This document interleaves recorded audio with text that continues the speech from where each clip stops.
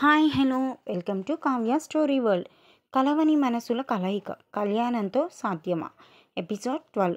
Writer Kavya. నిత్యని kidnap చేస్తే నువ్వు నన్నెందుకు దూరం పెట్టి అవాయిడ్ చేయాలని నీ మాటలతో నా మనసుని విరిచేసావు పృథ్వీ అని అడిగింది సముద్య. విడిపించుకున్న సముద్య చేతులని ఒక చేత్తో పట్టుకొని ఇంకో చేత్తో సముద్య నడుము పట్టుకొని దగ్గరికి లాక్కుని పృథ్వీ సముద్య కన్నీళ్ళని తుడిచి, అంతా నా వల్లే, నిన్ను చాలా బాధ పెట్టాను, సారీ సాహి, ఇక నీ కంట్లో నుండి కన్నీళ్ళని రానివ్వను బంగారం, నా నుండి నిన్ను ఎవ్వరూ వేరు చెయ్యలేరురా అని అంటూ సముద్య పెదాలను అందుకున్నాడు పృథ్వీ. సముద్య గింజుకుంటూ తన చేతులని విడిపించుకొని పృథ్వీని దూరం జరిపి పృథ్వీ చెంపను చెల్లుమనిపించింది. ముందు నేను అడిగిన వాటికి సమాధానం చెప్పు. నిత్యని కిడ్నాప్ చేస్తే నువ్వు నన్నెందుకు దూరం పెట్టావు అని అడిగింది మళ్ళీ సముద్య పృథ్వీని. నీ కోపం నేను అర్థం చేసుకోగలను సాహి, అవన్నీ నీకు రిసెప్షన్ అయ్యాక చెప్తానురా అని అన్నాడు పృథ్వీ సముద్యతో. సముద్యాని దగ్గరికి తీసుకుని ఇంతలో ఆగకుండా డోర్ సౌండ్ చేస్తుంటే పృథ్వీ సముద్యాని వదిలి వెళ్ళి డోర్ తీశాడు. డోర్ కొట్టిన జానకి గారు ఆశ్చర్యపోయి అలాగే ఉండిపోయారు. పృథ్వీ తన రూమ్కి వెళ్ళిపోయాడు. వరుణ్ తన రూమ్కి రమ్మని విక్రమ్కి మెసేజ్ పెట్టడంతో విక్రమ్ వరుణ్ రూమ్కి వెళ్ళాడు. ఏమైంది వరుణ్, ఏంటి రిసెప్షన్ పనులు వదిలేసి ఇలా నన్ను రమ్మన్నావు, ఏం మాట్లాడాలి అని అడిగాడు విక్రమ్. ఇంత కూల్గా ఎలా అడుగుతున్నావు విక్రమ్ అన్నయ్య, నువ్వు ముందు ఈ విషయాలు చెప్పు. వదినికి అన్నయ్యకి మధ్య గొడవ ఏంటి, అసలు లవ్ స్టోరీ ఎలా స్టార్ట్ అయింది, వాళ్ళు ఎందుకు విడిపోయారు, నిత్యని ఎందుకు కిడ్నాప్ చేశారు, వాళ్ళని ఏం అడిగినా చెప్పట్లేదు, కనీసం నువ్వైనా చెప్పు, వాళ్ళని కలపడానికి మేము కూడా మా వంతు ప్రయత్నం చేస్తాం అని అన్నాడు వరుణ్ విక్రమ్ తోటి. ఇవన్నీ రిసెప్షన్ అయ్యాక మాట్లాడుకోవచ్చు కదా వరుణ్ అని అన్నాడు విక్రమ్. ఈలోపు బీపీ పెరిగి పైకి పోయినా ఉన్నాను. విక్రమ్ గారు, మీరు వచ్చాక మా అక్కని చూశారో లేదో, కనీసం కలిసారో లేదో నాకు తెలియదు, కానీ అది అసలు పెళ్లి కూతురులో ఉండాల్సిన సంతోషం కానీ, నచ్చిన వాడే జీవిత భాగస్వామి అయ్యాడన్న ఆనందం కానీ దానిలో ఏమాత్రమైనా లేదు. కారణం ఏంటో తెలీదు, అడిగితే ఏమీ చెప్పలేదు, బాధపడుతోంది. ప్లీజ్ విక్రమ్ గారు, అసలు ఏం జరిగిందో చెప్పండి అని అడిగింది వింధ్య. జానకి గారు తేరుకుని లోపలికి వచ్చి, ఏమైంది తల్లి, నువ్వెందుకు ఏడుస్తున్నావు మళ్ళీ అని అడిగారు. సముద్య జానకి గారిని హత్తుకుని ఏడుస్తూ, నా జీవితంలో నేను చేసిన సరిదిద్దుకోలేని తప్పేంటో తెలుసా అమ్మమ్మ, నీ మనవడిని నా గుండెల్లో నింపుకోవడం అని వెక్కుతూ చెప్పింది సముద్య. అసలేం జరిగిందమ్మా ఇప్పుడు అని అడిగారు జానకి గారు. నీ మనవడు నా మనసుతో బొమ్మలాట ఆడుకుంటున్నాడు, తనకి తనే నన్ను దూరం చేసుకోవాలని అనుకున్నప్పుడు ఇష్టం వచ్చినట్టు మాట్లాడి నా మనసును మనిషిని రెండూ విరిచేసి ఇప్పుడు మళ్ళీ మనం కలుసుందామంటే నేను ఎలా ఒప్పుకుంటాను, నా మనసు విరిగిపోయింది, తన మీద ఏ మూలా కూడా ప్రేమ లేదు నాకు అని అంది సముద్య. అసలు మీ మధ్య ఏం జరిగింది మొదటి నుంచి చెప్తేనే కదా నాకు నువ్వు ఇప్పుడు ఏం చెప్తున్నావు అర్థమయ్యేది. నేను రాత్రి అడుగుదామని అనుకున్నా, కానీ నువ్వు ఏది చెప్పే స్థితిలో లేవు అని అడగలేదు. కనీసం ఇప్పుడైనా మీ మధ్య ఏం జరిగింది, అసలు మీ పరిచయం ఎలా జరిగింది, మీ మధ్య గొడవ ఎలా జరిగింది అని అడిగారు జానకి గారు. ఇటు విక్రమ్ని కూడా వింధ్యావరుణ్లు గట్టిగా అడిగేసరికి విక్రమ్ కూడా సరే చెప్తాను అని చెప్పడం మొదలుపెట్టాడు. సముద్య కూడా తన మనసులో భారాన్ని దింపుకోవడానికి సరే అని అమ్మమ్మ చెప్తాను అని చెప్పడం మొదలుపెట్టింది. ఇప్పుడు మనం ఫ్లాష్ బ్యాక్లోకి వెళ్ళిపోదామన్నమాట. జానకి గారికి సముద్య, వింధ్యావరుణ్లకి విక్రమ్ చెప్తాడు, కానీ మీకు నా మాటల్లో నేను చెప్తాను ఏం జరిగింది అనేది. మరి ఈ ఫ్లాష్ బ్యాక్ అయ్యే వరకు వరుణ్ వింధ్యకి బాయ్ చెప్పి మళ్ళీ వరుణ్ విందులని రిసెప్షన్లో కలుద్దాం. కమ్మని ఈ ప్రేమ లేఖనే రాసింది హృదయమే, ప్రియతమా నీవచట కుశలమా నిచట కుశలమే, ఊహలన్నీ పాటలే కనుల తోటలో, తొలి కలల కవితలే మాట మాటలో, ప్రియతమా నీవచట కుశలమా నిచట కుశలమే. పాట పాడుకుంటూ తన స్కూటీ కీస్ కోసం గదంతా వెతుకుతుంది సముద్య. ఇంకా నిద్రమత్తు వదలక మంచం మీద బద్ధకంగా పడుకుని కనురెప్పలు తెరవలేక అవస్థలు పడుతూ బోర్లా పడుకుని కునుకు తీస్తున్న వింధ్య, అక్క నువ్వు ఏ ప్రేమలేఖలు రాయక్కర్లేదే, నీ పాట చాలు మనసుని కట్టిపడేయడానికి అని అంది మత్తుమత్తుగా. సముద్య వింధ్య వీపు మీద ఒకటి చర్చి, ఇంత పొద్దెక్కింది ఇంకా మొద్దులా నిద్ర ఏంటే? ఇవాళ నువ్వు వెళ్ళిపోతావు కదా, ఇవాళైనా ఎర్లీగా లేవచ్చు కదే, నువ్వు నాతో పాటు గుడికి రావచ్చు కదా అని అడిగింది వింధ్య. ప్లీజ్ అక్క, గుడికి నువ్వు వెళ్ళొచ్చే. నువ్వు గుడికి వెళ్ళొచ్చిన తర్వాత ఆఫ్టర్నూన్ వరకు మన ఇద్దరం కలిసే కదా టైం స్పెండ్ చేసేది. త్వరగా గుడికి వెళ్ళొచ్చేసి నన్ను డిస్టర్బ్ చేయకు, హాయిగా నిద్రపోతాను నేను అనంది వింధ్య. ఇంకా పడుకుంటావా? ఇంకా ఎంతసేపు పడుకుంటావే? రాత్రి కూడా ఎర్లీగానే పడుకున్నావు కదే బాబు, అదే నిద్ర, కుంభకర్ణుడికి కజిన్ సిస్టర్లా తయారయ్యావు అని అంది సముద్య. థ్యాంక్స్ అక్క, థ్యాంక్స్ ఫర్ యువర్ కాంప్లిమెంట్. హ్యాపీగా వెళ్ళి గుడిలో దండం పెట్టేసుకుని ప్రసాదం చక్కగా అందరికీ సరిపడేలా తీసుకువచ్చి గుళ్ళో కబుర్లు నాకు చెబుదువు కానీ. అలాగే దేవుణ్ణి నేను కూడా అడిగానని చెప్పు. నేను వెళ్ళే ఊర్లో అన్ని సౌకర్యాలు నాకు కలిగేలా హాస్టల్లో ర్యాగింగ్ చేసే వాళ్ళు ఎవ్వరూ ఉండకూడదని దేవుడికి వేడుకో అని చెప్పింది సముద్యకి వింధ్య. అఘోరించావులే కానీ ప్రసాదం స్పూన్తో తినేలా చేస్తే సరిపోతుందా, భోజనం చేసినట్టు తేవాలా? అలాగే తమరి గురించి కాదు, తమరి చేతిలో ఎవరికి ర్యాగింగ్ అవ్వకుండా, తమరికి ఎవరూ బలవ్వకుండా ఉండాలి అని దేవుడికి దండం పెట్టుకుని వస్తాను, బాయ్ అని చెప్పి కనిపించిన కేసు తీసుకుని వెళ్ళిపోయింది సముద్య. ఏంటో మా అక్కకి ఎంత అభిమానమో నేనంటే అని అంది వింధ్య. వెళ్ళిపోతున్న సముద్య ఆ మాటలు విని వెనక్కి వచ్చి తన తలను గుమ్మం వెనక్కి వాల్చింది. అది అభిమానం కాదే తింగర్దానా, నీ మీద నమ్మకం అని చెప్పి వాళ్ళ అమ్మ దగ్గరికి వెళ్ళి, అమ్మ గుడికి వెళ్ళొస్తాను, త్వరగానే వచ్చేస్తాను, బాయ్ అమ్మ అని చెప్పి వాళ్ళ అమ్మ బుగ్గ మీద చిరుముద్దు ఒకటి ఇచ్చి వెళ్ళిపోయింది. వింధ్య ఒక నవ్వు నవ్వి నిద్రకి ఆహ్వానం పలికింది. గుడికి బయలుదేరిన సముద్య దారిలో తన ఫ్రెండ్ నిత్య దగ్గరికి వెళ్ళి తనని పికప్ చేసుకుని గుడికి బయలుదేరింది. మంచానికి అడ్డంగా బోర్లా పడుకుని గురక పెడుతూ ఉన్న విక్రమ్ని ఒక తన్ను తన్నాడు పృథ్వీ. పృథ్వీ తన్నిన తన్నుడికి ముందుగా ఉలిక్కిపడి తరువాత కిందపడి, చచ్చాన్రా దేవుడా, నడ్డి విరిగింది, ఎందుకురా అలా కొట్టావు, ఇప్పుడు ఏమైందని అడిగాడు విక్రమ్. ఏమైందా? ఏమైందని అంత తేలిగ్గా అడుగుతావేంట్రా డాంకీ? ఆ ఎన్ సిరీస్ వాళ్ళతోటి టైఅప్ అయి మ్యూజిక్ ఆల్బమ్ చేయడం ఇష్టం లేకే కదా ఫారిన్ కంపెనీ వాళ్ళకి విడిగా ప్రపోజల్ పెట్టాను. వాడేమో ఓ దిక్కుమాలిన కాన్సెప్ట్ ఇచ్చి ఆ కాన్సెప్ట్కి వాడు చెప్పిన వాయిస్ ఎక్కడరా దొరికేది అలాంటి అమ్మాయి అని అన్నాడు పృథ్వీ చిరాగ్గా. వెతకాలి వెతకాలి, వెతికితే దొరకందేమీ ఉండదురా. అయినా వాడు చక్కగా ప్రేమ అనే కాన్సెప్ట్ ఇస్తే దిక్కుమాలింది అంటావేంట్రా అని అన్నాడు విక్రమ్ పృథ్వీతో. ఈ ప్రేమలు దోమలు మనకి సెట్ కావు, అయినా ఇలాంటి సూక్తులు చెప్పడం కాదు, రా నాతో పాటు వచ్చి వెతుకు అని అన్నాడు పృథ్వీ విక్రమ్ తోటి. దానికోసం ఇంత ఎర్లీగా లేపారారా నన్ను అని అన్నాడు విక్రమ్. ఆ ఫారిన్ కంపెనీ వాడు మనకిచ్చింది నెలలో సంవత్సరాలో వారం కాదు బంగారం, వారంలో మనం నడిచే కోకిలని వెతికి పట్టుకోవాలి, అర్థమవుతుందా నీకు అని అన్నాడు పృథ్వీ. రే ఏమన్నావు ఇప్పుడు అని అన్నాడు విక్రమ్. వారం అని పృథ్వీ అంటుంటే, కాదురా లాస్ట్ లైన్ అని అన్నాడు విక్రమ్. నడిచే కోకిల అని అన్నాడు పృథ్వీ. మనకి కోకిల దొరికిందోచ్ అని అన్నాడు విక్రమ్. ఏంటి గాల్లో ఎగిరే కోకిల అని అన్నాడు పృథ్వీ విక్రమ్తో. కాళ్ళతో నడుస్తూ నోటితో కూసే కోయిల, ఒకసారి ఎఫ్ఎం పెట్టుకో బాబు అని అన్నాడు విక్రమ్. విక్రమ్ చెప్పగానే పృథ్వీ ఎఫ్ఎం ఆన్ చేశాడు. హాయ్ హలో, మీరు వింటున్నారు 93.5 FM. వాల్తేరు మిత్రులు అందరికీ శుభోదయం. మీకోసం మీ గానకోకిల సాహిత్య మీ ముందుకు తీసుకొచ్చింది. అమ్మను వర్ణించే స్వరాల సవ్వడిని ఆలకించండి, ఆస్వాదించండి, ఆపై ఆశీర్వదించండి. నీ ఊపిరి నా ఆయువు చేసి, నీ శ్వాసను నాలో నింపి, నా రూపాన్ని చిత్రించి, నీవు కన్న కలలను కరిగించి, నా రాక కోసం వేచి, నీ పొత్తిల్లని నా జన్మస్థలం చేసిన, నీ దేహానికి గాయం చేసిన, తీపి అనుభూతి చెందే నీ త్యాగానికి ఆకాశమే హద్దు అమ్మా. ఉంది మిత్రులారా, ఈ సాహిత్య అందించిన స్వరాగా మీకు నచ్చింది అని ఆశిస్తూ signing off, bye bye.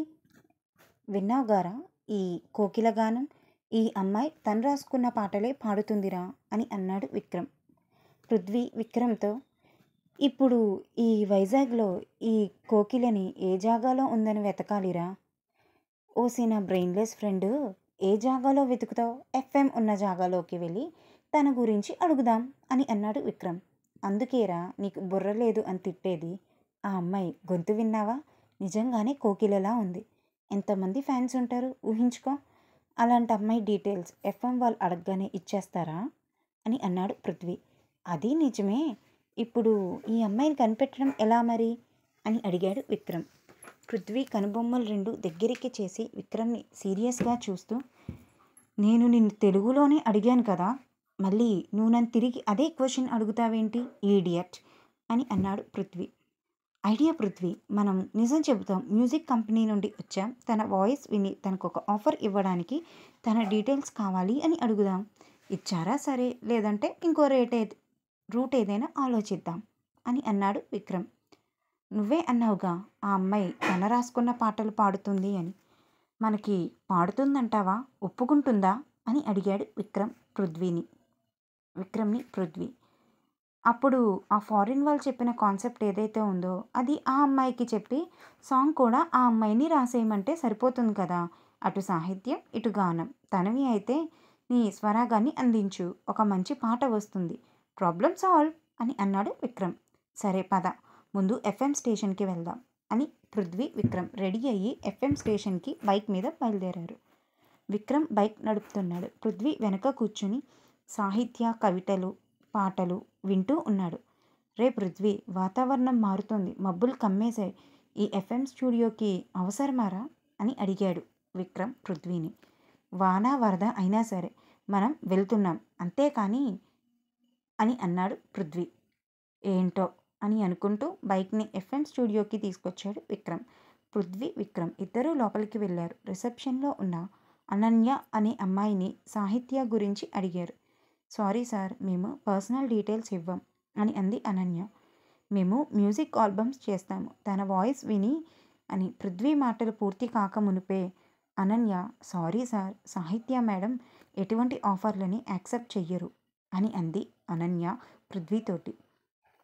పృథ్వీకి Ananya మాటలు కోపం తెప్పిస్తున్నా వచ్చిన కోపాన్ని అదుపు చేస్తూ, ఒకసారి సాహిత్యాన్ని కలవచ్చా అని అడిగాడు పృథ్వీ అనన్యని. మేడం ఇవాళ రాలేదు సార్ అని అంది అనన్య. మరి ఇందాక ఎఫ్ఎంలో విన్నాను అని అన్నాడు విక్రమ్. అది రికార్డెడ్ సార్, మేడంకి హెల్త్ బాగాలేదు, ఒక 3 days వరకు రారు అని చెప్పింది ఆమె. విక్రమ్ ఇద్దరు ఒకరినొకరు నిరుత్సాహంగా చూసుకొని బయటికి వచ్చి నిట్టూర్చి విక్రమ్ వెనుక కూర్చుంటే పృథ్వీ డ్రైవ్ చేస్తున్నాడు. దారి మధ్యలో విక్రమ్ పృథ్వీతోటి, పృథ్వీ ఒకసారి ఆపరా, బైక్ ఒక్కసారి ఆపరా బాబు అని అన్నాడు. ఏమైంది, ఎందుకు ఆపాలి అని అడిగాడు పృథ్వీ. నేచర్ కాల్రా బాబు, ఆపొకసారి అని అన్నాడు విక్రమ్. పృథ్వీ బైక్ ఆపాడు. విక్రమ్ వడివడిగా నడుచుకుంటూ రోడ్డుకి ఒక పక్కకి వెళ్ళి మొక్కల్ని తడుపుతున్నాడు. మొక్కల్ని తడిపే ప్రోగ్రాం అయ్యాక వెనక్కి తిరిగేసరికి 2 అమ్మాయిలు స్కార్ఫ్ కట్టుకొని వైట్ డ్రెస్లో ఒకరు, బ్లాక్ డ్రెస్లో ఇంకొకరు వేసుకున్న 2 అమ్మాయిలు విక్రమ్ వైపు సీరియస్గా చూస్తూ నిలబడ్డారు. విక్రమ్కి ఎలా రియాక్ట్ అవ్వాలి అనేది కూడా అర్థం కాలేదు ఆ అమ్మాయిలు అలా చూస్తూ ఉంటే.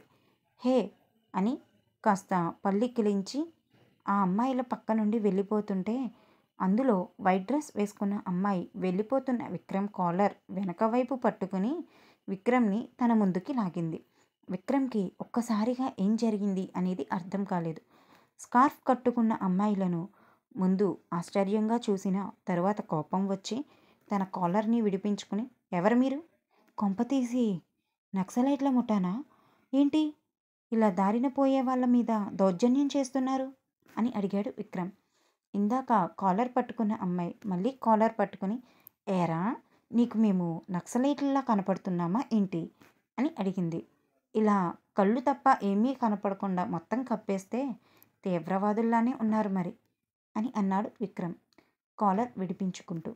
ఈసారి అవతల పక్కన ఉన్న బ్లాక్ డ్రెస్ అమ్మాయి కాలర్ పట్టుకుని, నువ్వేం చేశావో తెలుసా నీకు అని అడిగింది. ఆ అమ్మాయి కంఠం గంభీరంగా ఉండి ముక్కుతో మాట్లాడుతున్నట్టుగా మాట వచ్చేసరికి విక్రమ్ ఆ అమ్మాయి చేతిలో నుండి కాలర్ విడిపించుకుని, రే బావా ఒకసారి రారా బాబు, ఎర్రగడ్డ బ్యాచ్ ఎవరో తప్పిపోయి వచ్చేసారా, కాపాడు బావోయ్ అని అరిచాడు విక్రమ్. విక్రమ్ అరుపులకి ఫోన్ మాట్లాడుతున్న పృథ్వీ ఫోన్ పెట్టేసి విక్రమ్ దగ్గరికి వచ్చి ఏంటిరా గొడవ అని అడిగాడు. ఏమో బావా, నేను నా పనిని ముగించి వెనక్కి తిరిగేటప్పటికి యమదూతల్లా నా ముందు ప్రత్యక్షమయ్యారు బావా అని అన్నాడు పృథ్వీ. దూత పేత అన్నావంటే వాత పెడతా అని అంది బ్లాక్ డ్రెస్ అమ్మాయి.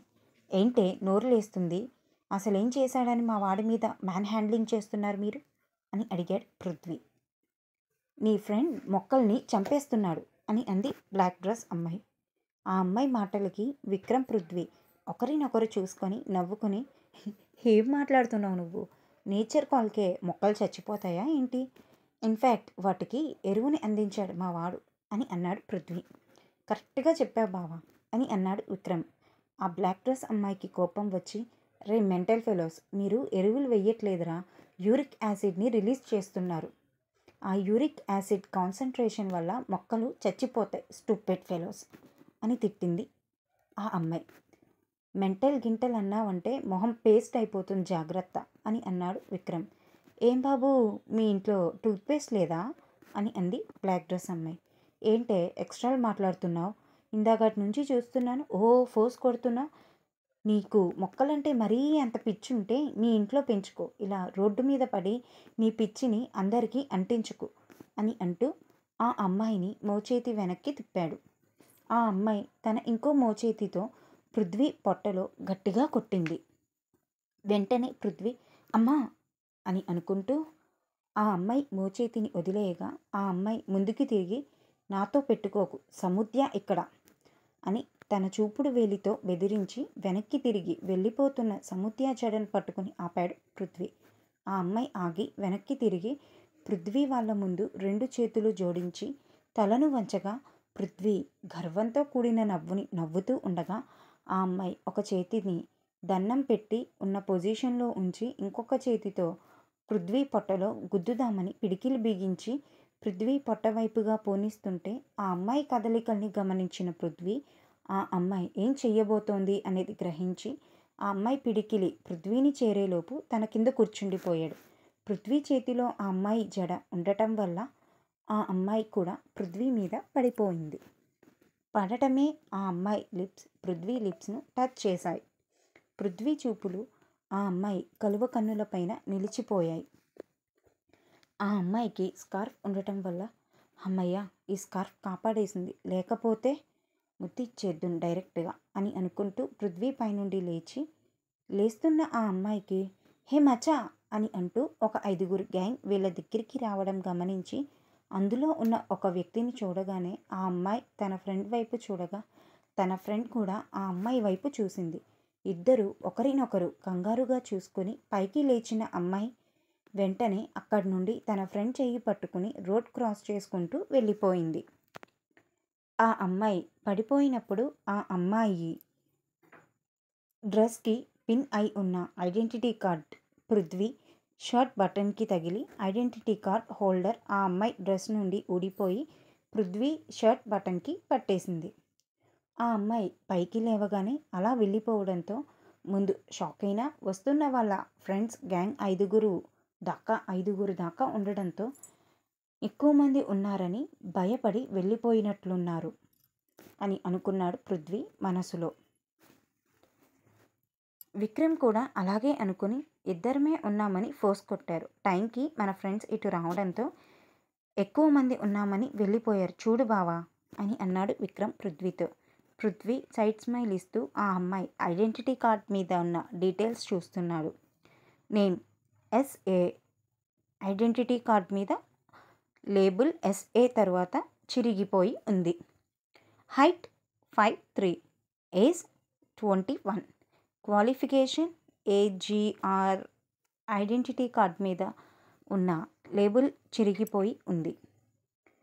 Designation team lead, identity card మీద లేబుల్ చిరిగిపోయి ఉంది అని ఐడెంటిటీ కార్డ్ మీద కనిపించిన డీటెయిల్స్ చదివి ఉన్న డీటెయిల్స్ని అయితే సగం సగం ఉన్నాయి, కానీ ఈ పిల్ల తన ఐడెంటిటీ కార్డ్ కోసం అయినా నన్ను వెతుక్కుంటూ వస్తుంది కదా, అప్పుడు చెప్తాను అని అనుకున్నాడు పృథ్వీ మనసులో. అమ్మ గురించి రాసిన సాంగ్ ఎలా అనిపించింది ఫ్రెండ్స్? నేనే రాసాను అది. అది సాంగ్‌లో ఒక చిన్న పార్ట్. ఈ స్టోరీ కోసం నేను ఇప్పటికి ఒక 3 సాంగ్స్‌ని రాయడం ట్రై చేశాను. మీకు కమింగ్ ఎపిసోడ్స్‌లో వస్తాయి అవి. ఉన్న సాంగ్‌నే కరెక్ట్ ట్యూన్‌లో పాడడం మనకి పెద్దగా రాదు. సో, మనకి పెద్దగా సంగీత పరిజ్ఞానం కూడా లేదు కాబట్టి, ఏదో తోచిన ట్యూన్‌ని ఆ చిన్న లిరిక్‌కి పెట్టేసుకున్నాను. ఎలా అనిపించింది? లిరిక్స్ ఎలా అనిపించాయో మీరు నాకు కామెంట్ సెక్షన్‌లో పెట్టేయండి. అలాగే హాయ్ మచ్చా అంటూ వచ్చిన ఫ్రెండ్‌ని చూసి సముద్య, నిత్య ఎందుకు భయపడి లేచి వెంటనే వెళ్ళిపోయారు అనేది నెక్స్ట్ ఎపిసోడ్‌లో చూసేద్దాం మరి. ఈ ఎపిసోడ్ గనుక మీకు నచ్చినట్లయితే please like, share and subscribe my channel. Comments చేస్తారని ఆశిస్తూ, మీ కామెంట్స్ కోసం ఎదురు చూస్తూ మీ కావ్య.